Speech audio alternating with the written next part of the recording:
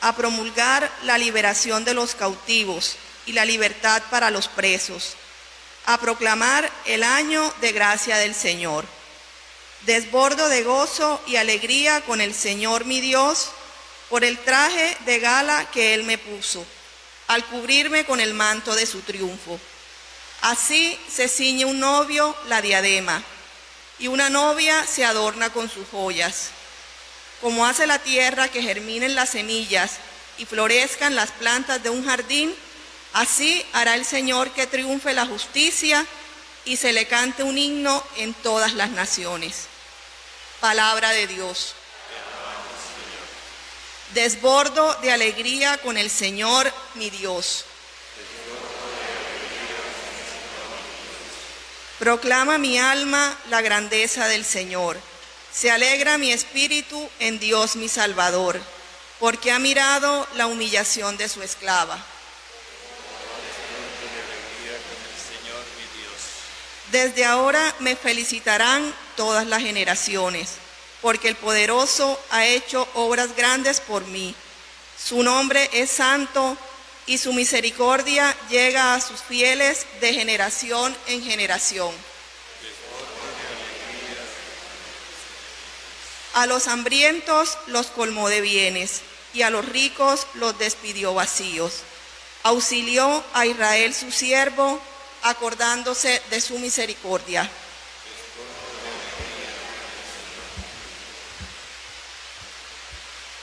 Lectura de la primera carta del apóstol San Pablo a los tesalonicenses. Hermanos, estén siempre alegres, oren sin cesar. En toda circunstancia den gracias a Dios. Esto es lo que quiere Dios de ustedes en Cristo Jesús. No extingan el fuego del Espíritu. No desprecien el don de profecía. Examínenlo todo y quédense con lo bueno.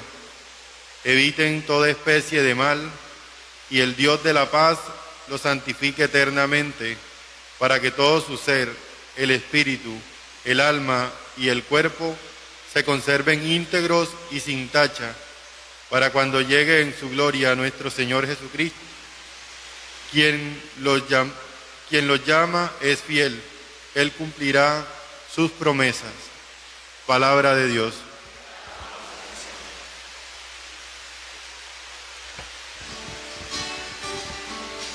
Ale, ale, aleluya. Ale, ale, aleluya. Ale, ale, aleluya. Aleluya, aleluya. Aleluya, aleluya. El Señor esté con ustedes. Y con tu espíritu. Lectura del Santo Evangelio según San Juan. Gloria a ti, Señor. Enviado de parte de Dios, vino un hombre que se llamaba Juan. Vino para ser testigo, para dar testimonio de la luz, para llevarlos a todos a creer. Él mismo no era la luz, sino que vino para dar testimonio de la luz. Este fue el testimonio que dio Juan cuando las autoridades judías le mandaron desde Jerusalén algunos sacerdotes y levitas para preguntarle quién era él. Y él declaró sin reservas, sin ambages ni rodeos, declaró que no era él el Mesías. Ellos le preguntaron, entonces, ¿qué? ¿Eres tú Elías? Él dijo que no. ¿Eres tú el profeta anunciado? Le preguntaron. Y él de nuevo respondió que no. Entonces le insistieron, dinos quién eres, para poder llevar una respuesta a los que nos enviaron. ¿Qué dices de ti mismo? Él respondió, yo soy una voz que grita en el desierto, allánenle el camino al Señor, como dijo el profeta Isaías. También habían sido enviados algunos del grupo de los fariseos, los cuales le preguntaron, si tú no eres el Mesías, ni Elías, ni el profeta anunciado, ¿por qué bautizas? Juan le respondió, yo bautizo con agua, pero en medio de ustedes está otro a quien no conocen, aunque viene después de mí, yo no merezco ni siquiera desatarle la correa de las sandalias.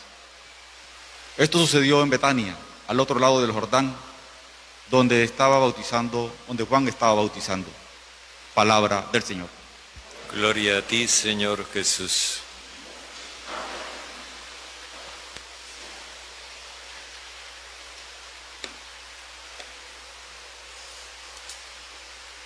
Como hemos escuchado, en este domingo se nos anuncia la satisfacción profunda, el gozo íntimo de la presencia de Dios en medio de su pueblo. El profeta lo expresa con la satisfacción de sentir: el Espíritu de Dios está sobre mí, porque el Señor me ungió.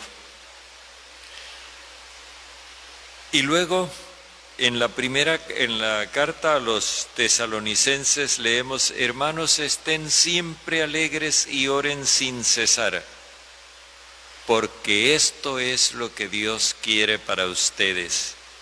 Él les va a cumplir sus promesas. En el Evangelio encontramos un anuncio doble, que es el que nos muestra la razón de ser de este gozo profundo. Primero, se nos habla de Juan como el profeta enviado por Dios para dar testimonio a favor de la luz. Y ese testimonio tiene el objetivo de que todos lleguen a creer. ¿Qué es lo que significa este testimonio a favor de la luz? Significa que Juan viene a declarar públicamente para todos los tiempos, para todos los seres humanos, con el fin de que todos crean esto, que la intención de Dios es a favor de la humanidad, que desde el principio el proyecto de Dios es a favor del ser humano, o dicho de otro modo, que Dios quiere que nosotros seamos felices.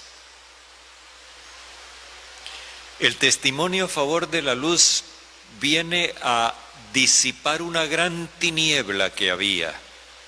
La tiniebla consistía en hacer pensar que Dios es desfavorable a los seres humanos, que Dios está dispuesto a castigar la impiedad de los seres humanos, que Dios ha rechazado a los pecadores y que están definitivamente condenados al exterminio. Juan viene a decir que eso no es verdad, que Dios es positivo, que Dios es abierto a todos. Eso que nosotros los cristianos ahora decimos con toda libertad: Dios ama a todos los seres humanos. Ese es el testimonio a favor de la luz. Y esto, lógicamente, al mismo tiempo que disipa una gran tiniebla, abre espacio para un gozo muy íntimo, muy profundo. Es un alivio saber que Dios no es la amenaza que nos habían dicho, sino que por el contrario, Él es la gracia, el amor que nosotros necesitamos. Cuando se da testimonio a favor de la luz, entonces se disipa una tiniebla, y esa tiniebla consiste en querer hacer sentir al ser humano indigno y culpable. Y cuando los seres humanos nos sentimos indignos y culpables, llegamos a desesperar de nuestra propia condición, a desesperar de los demás, y vamos a vivir odiándonos a nosotros mismos y odiando también a los demás. Esa tiniebla hay que disiparla para abrirle paso al gozo de la luz. Esto es lo primero que Juan anuncia. Pero ¿y frente a la tiniebla qué? Frente a la tiniebla hay una exhortación. Cuando Juan da ese testimonio en medio de sus conciudadanos, si nos fijamos, el testimonio no tiene ni fecha, ni lugar, ni destinatarios. Eso está para toda la humanidad. Pero históricamente Juan da ese testimonio a sus conciudadanos. Cuando él lo hace, entonces se provoca una reacción de júbilo, de gozo en la gente, y todo el mundo comienza a buscar afanosamente esa oportunidad de ser feliz. Y miremos lo que sucede. Los dirigentes, las autoridades del pueblo se inquietan y se preocupan por ese movimiento de libertad y de felicidad que Juan ha provocado. A los dirigentes les alarma el hecho de que la gente se sienta liberada de la tiniebla para poder aspirar y buscar su propia felicidad. Y los alarma de tal manera que mandan una comisión desde la capital hasta donde está Juan para someterlo a un interrogatorio. El primer interrogatorio que le hacen es: ¿quién te crees tú que eres? Si nos fijamos bien, la comisión está formada por unos sacerdotes que vienen en representación de los sumos sacerdotes de Jerusalén, por unos levitas que hacían como de policía en el templo de Jerusalén, y por unos fariseos que eran los encargados de la ortodoxia de la religión judía. Si Juan se declaraba el Mesías, el profeta o Elías siquiera, que era el que venía a prepararle el camino al Señor, si Juan se declaraba alguna de esas cosas, ahí estaba la policía para arrestarlo.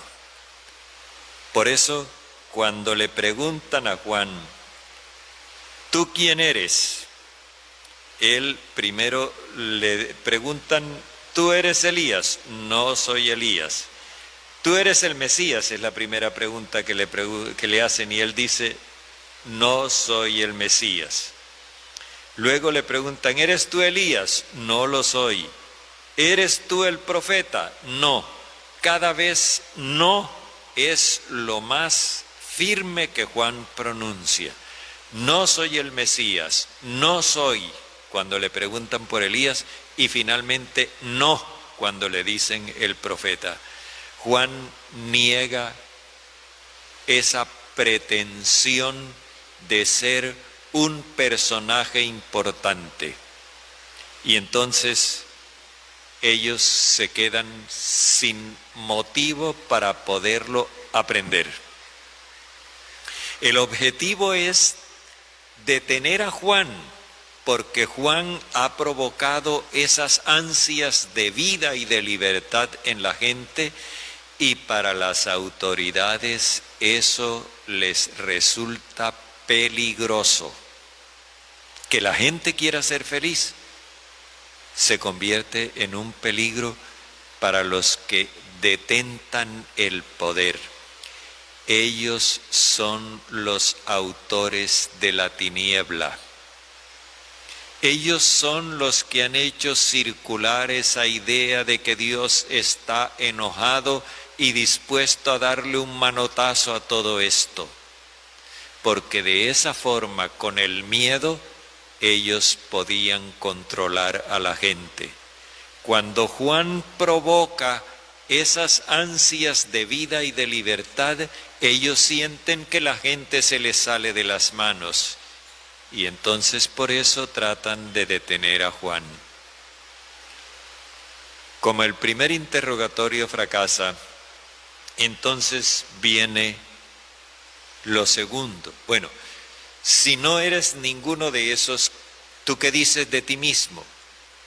¿Quién eres tú? ¿Qué dices tú de ti mismo? Y él dice, yo soy una voz que grita en el desierto.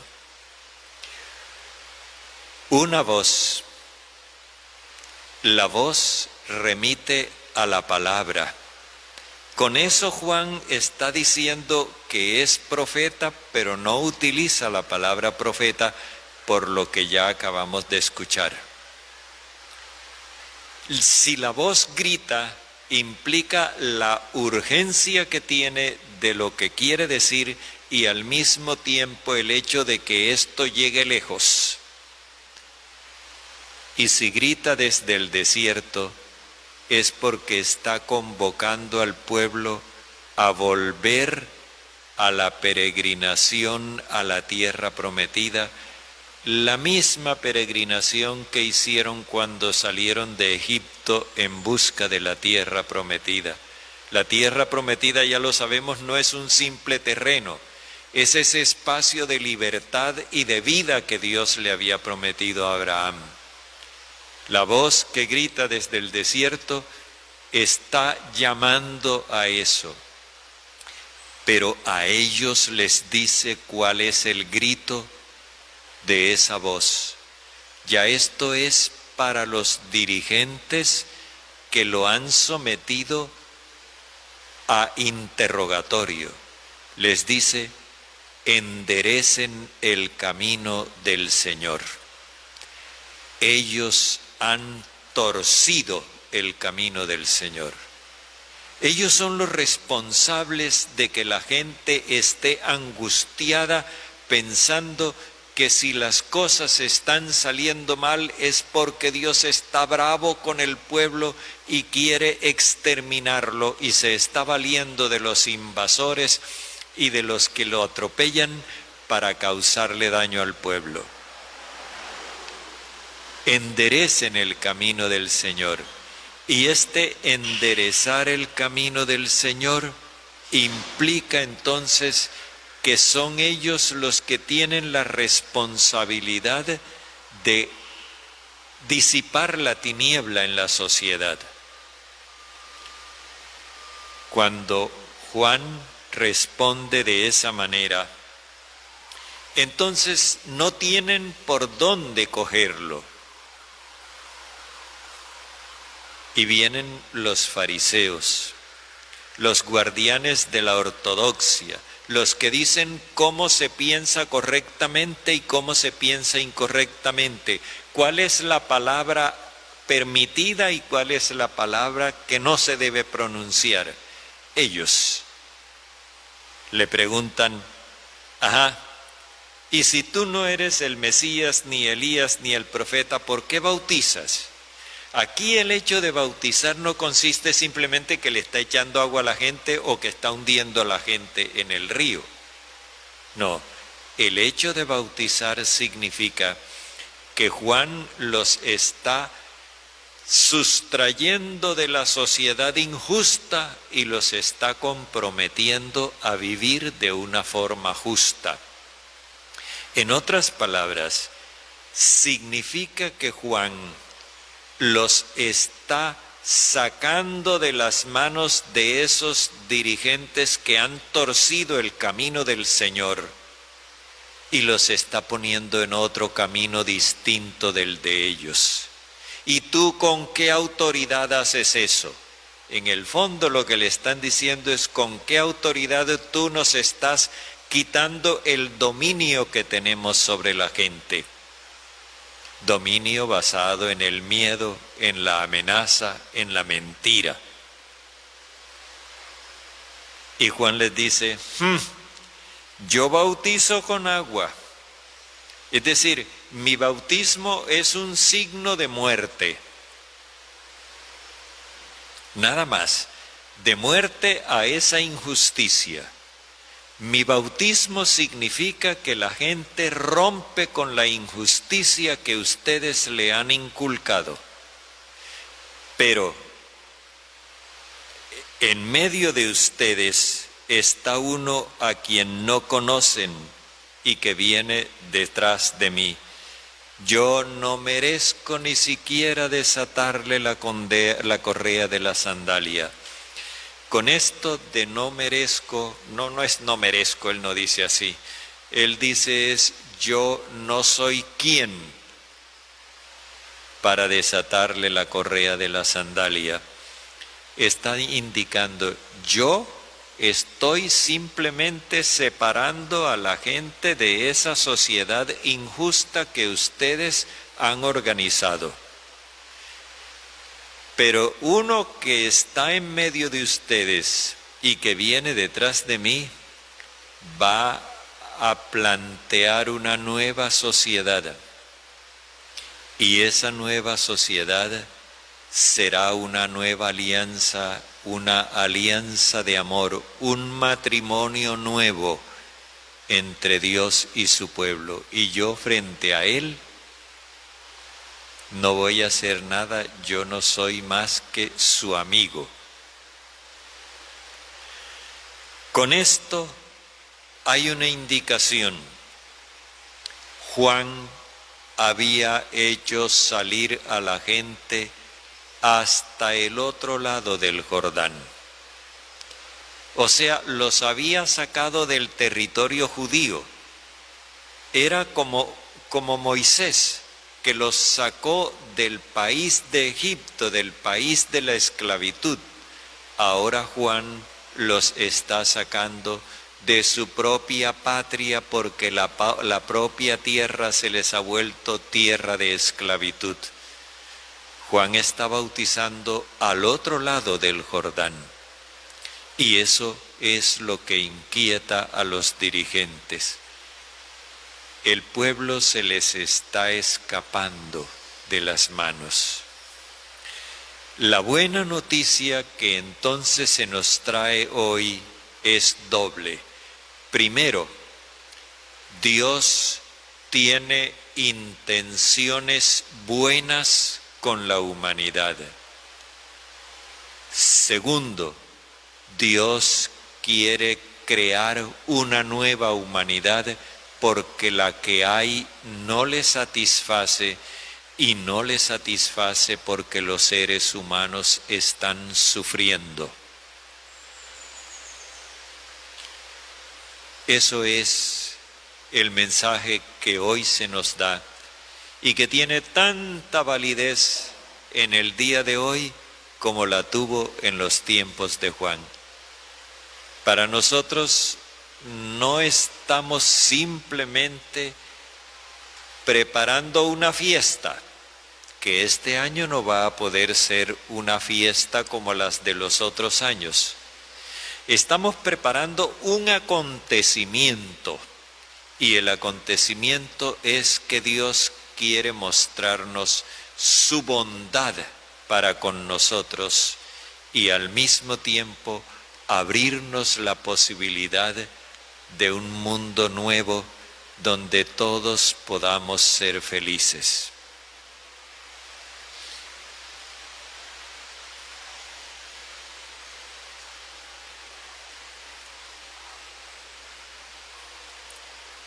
Hagamos nuestra profesión de fe en ese Dios que nos promete tanto.